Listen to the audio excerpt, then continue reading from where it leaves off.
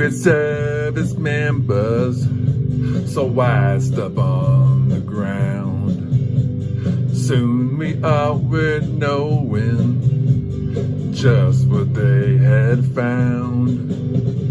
One man you can blame is Biden's lying son.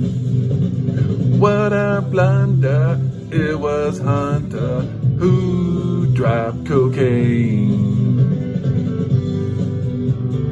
Don't need fingerprints to know just where this bag came from. Someone who was able, someone who is dumb. How while making new deals right in the West Wing. What a blunder, it was Hunter who dropped cocaine.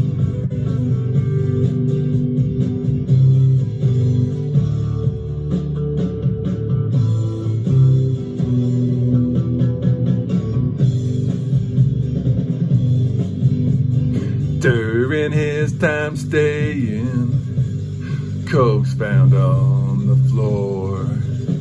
Put two and two together, find they equal four.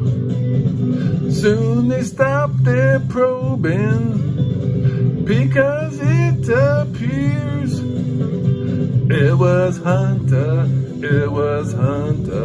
who dropped cocaine.